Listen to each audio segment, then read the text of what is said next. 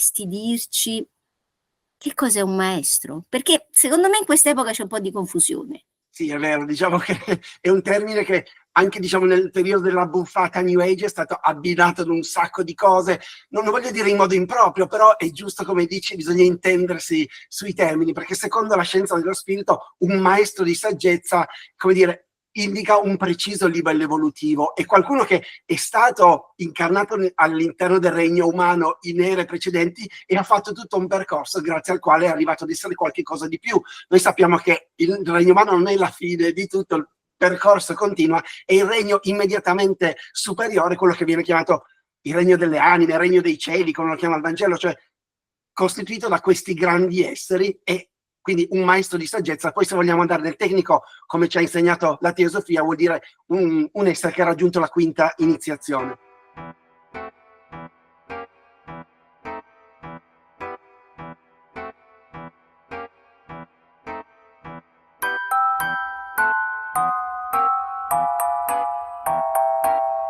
Buongiorno a tutti e grazie per essere con noi per questa nuova chiacchierata di nuova pedagogia, ma anche di teatro. Buongiorno Mauro! Buongiorno Adele, buongiorno a tutti. Beh, Mauro, ve lo ricordate, l'anno scorso ha proposto un percorso, un mini percorso su Shakespeare, e mi è sembrato giusto rinvitarlo anche quest'anno, per cui a maggio inizieremo questo viaggio virtuale nel teatro evolutivo shakespeariano, perché appunto Mauro è un esperto di questa materia. Il corso si chiamerà Un maestro di nome Shakespeare. Ma Mauro, per favore, potresti dirci che cos'è un maestro? Perché secondo me in quest'epoca c'è un po' di confusione. Sì, è vero, diciamo che è un termine che anche diciamo, nel periodo della buffata New Age è stato abbinato ad un sacco di cose. Non lo voglio dire in modo improprio, però è giusto, come dici, bisogna intendersi sui termini, perché secondo la scienza dello spirito un maestro di saggezza, come dire, indica un preciso livello evolutivo, e qualcuno che è stato incarnato all'interno del regno umano in ere precedenti e ha fatto tutto un percorso grazie al quale è arrivato ad essere qualche cosa di più. Noi sappiamo che il regno umano non è la fine di tutto, il percorso continua, e il regno immediatamente superiore, quello che viene chiamato il regno delle anime, il regno dei cieli, come lo chiama il Vangelo, cioè costituito da questi grandi esseri, e quindi un maestro di saggezza. Poi, se vogliamo andare nel tecnico, come ci ha insegnato la teosofia, vuol dire un essere che ha raggiunto la quinta iniziazione. Come dire, abbinarlo a Shakespeare dal mio punto di vista è quanto mai appropriato, perché non è solo un grandissimo della storia della cultura umana, ma è anche un maestro inteso in questo senso. Mi spiego meglio. Sapete che c'è quello che viene definito l'authorship debate, cioè il dibattito per capire quale sia la vera identità dell'autore, perché tanti sono detti non è possibile che un umile attore di Stratford abbia scritto dei capolavori di questo livello, in cui c'è una conoscenza veramente enciclopedica, c'è tutto quanto. Quindi ci sono, come dire, sbizzarriti per cercare di capire chi potesse essere il vero autore, e sono stati fatti i nomi più disparati, cercando, diciamo, fra i notabili dell'Inghilterra elisabettiana. Tra queste teorie, ovviamente, è da prendere come un'ipotesi su cui lavorare. Io ve la espongo perché per me è stata utile per comprendere meglio le opere, perché alla fine questo non è così importante l'identità dell'autore, ma capire, accogliere ed applicare l'insegnamento spirituale che troviamo in queste opere teatrali, che sono, come sappiamo, dei capolavori assoluti. Secondo una di queste teorie, che è quella che a me risuona in profondità, dietro il nome William Shakespeare ci sarebbero due persone.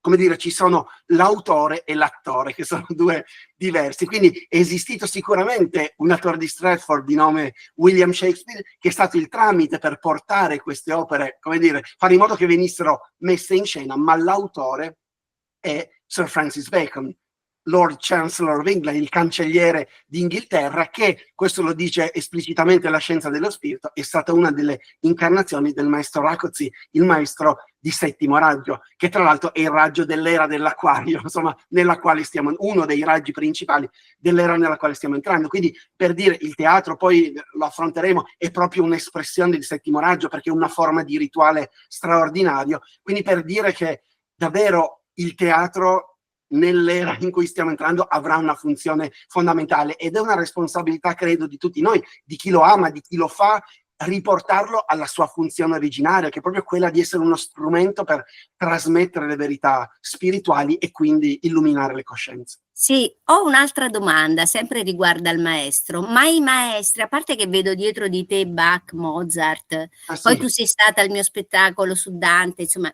i C'è maestri, anche Obi-Wan Kenobi, è un maestro Jedi. anche, no? Insomma, i maestri li abbiamo capiti un po', ma ci sono maestri oggi incarnati sul pianeta? Allora, anche lì poi maestro inteso come quinta iniziazione è una cosa, però la gerarchia spirituale, come dire, è un intero regno di natura. Noi, gli aspiranti spirituali, si può dire, sono già nel passaggio da un regno all'altro, quindi dopo gli aspiranti ci sono i discepoli di vari livelli, ci sono gli iniziati, quindi per dire che, come dire, sono ben supportati. Sicuramente, chiamiamoli di grandi esseri, di iniziati, ce ne sono di incarnati. Sappiamo che il maestro tibetano ci dice, cioè, c'è un intero libro intitolato Esteriorizzazione della gerarchia, c'è tutto un progetto ed è bellissimo parlarne quest'anno, perché ci viene detto che nel 2025 viene fatto il concilio della gerarchia spirituale proprio per studiare, diciamo, le modalità di questa esteriorizzazione, il che vuol dire che gradualmente, non è una cosa ovviamente immediata, ma discepoli di vario grado, iniziati maestri, torneranno in incarnazione fino all'evento straordinario che sarà il ritorno del Cristo, che poi arriverà il primo dei grandi istruttori del mondo, che ha scelto di tornare per una seconda era zodiacale, è venuto nei pesci, tornerà nell'acquario. Quindi, come dire, i maestri ci seguono costantemente e arriveranno anche fisicamente, insomma. Io voglio dire, a parte tu lo sai, io sono una psicosintesista e Assaggioli già nel 1965 aveva detto state attenti ai bambini che stanno arrivando in questo periodo perché sono delle anime altamente evolute, tant'è vero che i genitori gli educatori che si trovano ad accogliere questi bambini sono un po' vanno un po' in confusione, perché questi bambini sono talmente avanti che se non sei pronto, magari che ne dici, diciamo questo bambino è iperattivo, si annoia a scuola senza capire che quello a scuola è più avanti di quello che gli stanno dicendo. Quindi ecco, sicuramente si stanno incarnando e ci sono già delle anime che stanno attivamente lavorando a questa transizione. Cosa dobbiamo fare noi adulti per essere in grado di supportare queste anime? Io credo che il teatro, e te lo dico perché tu lo sai, lo sto facendo nel mio piccolo con lo spettacolo su Dante, sia un veicolo ottimale per sostenere gli adulti, ma anche per dare ai giovani quel nutrimento di cui sono estremamente affamati. Che ne pensi? Penso di sì, proprio come dicevamo, il teatro nasce dai misteri antichi, nei quali veniva proprio drammatizzato tutto il percorso compiuto dall'anima dell'iniziato, e come dicevamo bisogna tornare alle origini, bisogna tornare a quella funzione, e ovviamente questo poi è solo da tarare, ma vale per tutte le età, vari livelli di coscienza. È veramente uno strumento che, usato bene o usato in modo consapevole, può avere una potenza straordinaria proprio per raffinare ed elevare l'umanità. E come dicevamo prima, visto che è in sintonia con le energie dell'era in cui stiamo entrando, perché davvero, se ci pensate, uno spettacolo teatrale è un rituale, perché ogni cosa al suo giusto posto, ogni battuta non può essere detta prima o dopo, perché viene scombussolato tutto, si perde il senso, ci sono luci, colori, suoni, c'è un ordine preciso, tutto ha un significato particolare. Quindi davvero poi si può andare ancora più sull'esoterico, perché si forma un grande triangolo, e ne parleremo insomma negli incontri, nel momento in cui il teatro viene realizzato. Quindi, per dire che usato bene può davvero fare meraviglie, insomma, e come Sì. dicevi tu, anche proprio come strumento educativo, perché lo ha avuto nei secoli, e bisogna tornare a quella forma pensiero, a quell'energia. Sì, io per esempio che appunto insegno la scienza dei triangoli nei percorsi di scuola gire, vorrei parlare, ma giusto accennare, poi ci parlerai di che cosa tratteremo nel percorso di maggio, al triangolo fondamentale che si trova all'interno del teatro, che è l'autore, gli attori, i Come tecnici e dicevo, il pubblico. esatto. Quindi questo circolo energetico potentissimo che io direi è lo stesso di quello che vivi andando in una chiesa, officiante, lo spirito e L'angelo, i esatto, fedeli, sì, il Deva, l'officiante, i fedeli che ascoltano e partecipano al rituale, perché ricordiamolo che la messa è un rituale,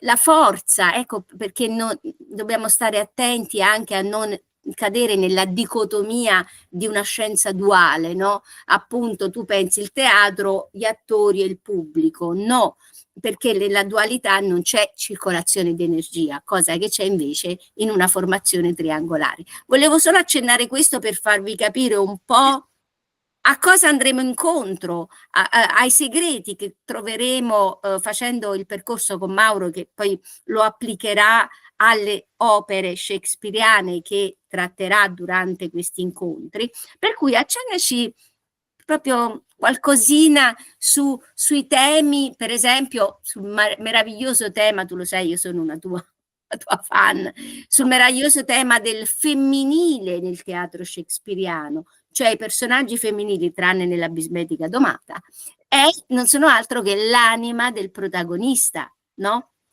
esatto. E come dicevamo prima, no, questi strumenti che ci aiutano a cogliere l'insegnamento profondo. Le fiabe fanno la stessa cosa, i poemi cavallereschi, insomma, grandi opere della letteratura, e spesso c'è questa idea, no, che la protagonista femminile rappresenti proprio l'anima del protagonista maschile, che invece la coscienza evolvente che affronta tutta una serie di prove, di lezioni, come dire, la parte spirituale all'unione con la quale aspira e per la quale lavora. Come dicevi, c'è un'eccezione che conferma la regola, che è quella della Bisbetica Domata, in cui invece lì rappresenta la personalità che deve essere domata. Però è bellissimo, se ci fate caso, se uno va a vedere i nomi delle grandi eroine shakespeariane, per certi aspetti, da Beatrice ad Ofelia, che in greco significa aiuto, assistenza, soccorso, e nel nostro percorso quale migliore assistenza di quella della nostra anima, insomma, non ce n'è una migliore.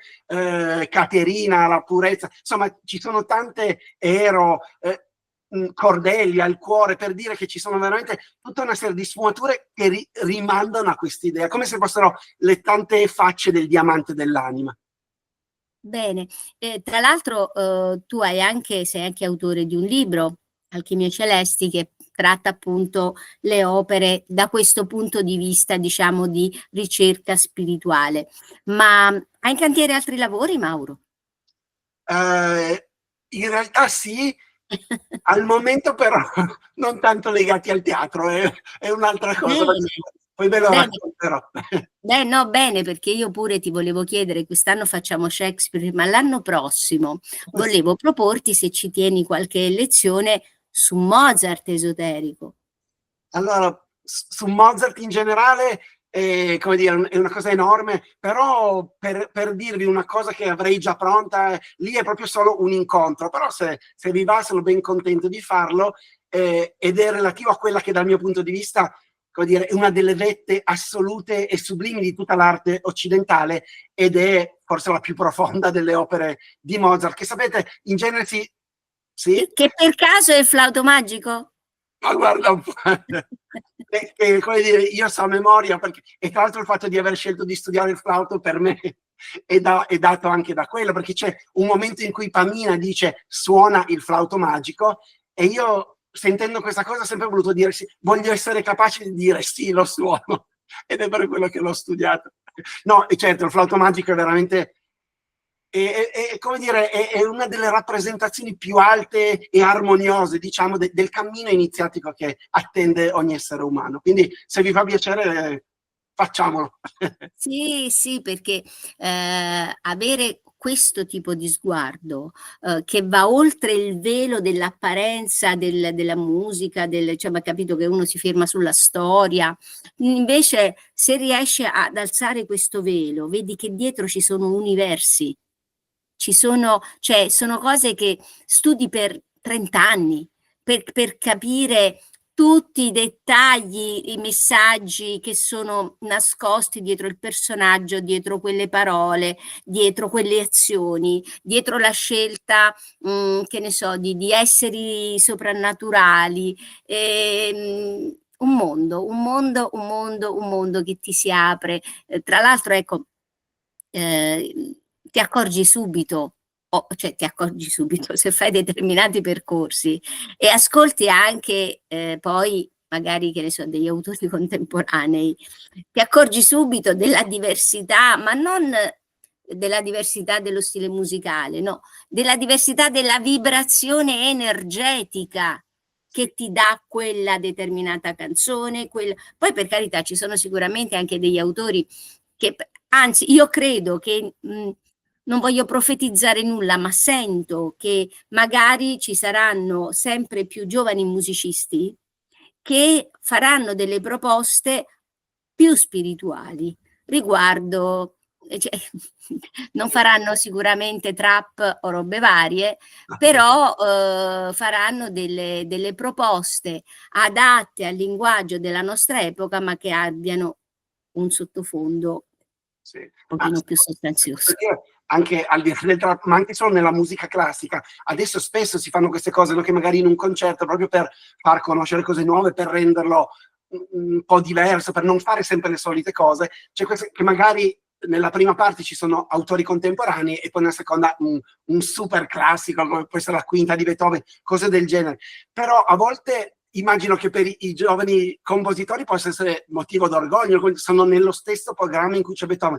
Dal mio punto di vista, perché mi è capitato di sentirlo, e fa un po', come dire, mette quasi in imbarazzo, perché, come dire, sì, c'è il tuo nome a Beethoven, ma è veramente stridente la differenza, no? Come dire, il livello di ispirazione, perché percepisci, è come se uno dicesse: mi siedo a tavolino, decido di comporre qualcosa, ed è la mente concreta, cioè con l'intelletto magari sì, che ha studiato le leggi dell'armonia, cerca di applicarle, ma l'afflato che arriva, è, come dire, arriva da quel livello lì. Nei grandi capolavori è chiaramente una dimensione trascendente quella che viene espressa attraverso la musica, e ci nutre in profondità, non è una questione solo intellettuale, è proprio un altro livello, diciamo. Sì, ma se tu pensi, parlando ancora di Beethoven, che questo componeva da sordo, cioè c'aveva tutto dentro. Facciamoci due domande su queste cose, che dice ammazza, che sono cose che sembrano, cioè non credo che tutti i musicisti una volta diventati sordi sono capaci di comporre quello che ha composto Beethoven. Cioè, voglio dire, comunque deve esserci qualche altra cosa dietro. Che altro dire? Beh, allora ci vediamo a maggio. ci vediamo a maggio. Ci vediamo a maggio. Ci vediamo a maggio e ci lasceremo incantare dal tuo flauto magico che suonerai per noi durante questi 5 incontri, dove insomma riusciremo a percepire. Ecco, io penso che una persona che voglia almeno avere un briciolo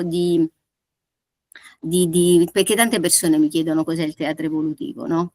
Che la differenza fra teatro evolutivo e teatro di intrattenimento è che nel teatro di intrattenimento, cioè, viene foraggiato per farti dormire, teatro evolutivo non viene foraggiato e ha un effetto che ti sveglia. Ecco, questo è un pochino, ti risveglia delle cose. Quindi secondo me una persona che vuole capire che cos'è il teatro evolutivo deve avere almeno un'infarinatura di che cosa è stato questo grande maestro che è stato Shakespeare. Allora, grazie Mauro, ci vediamo a maggio. Grazie a tutti voi, ci vediamo. Arrivederci.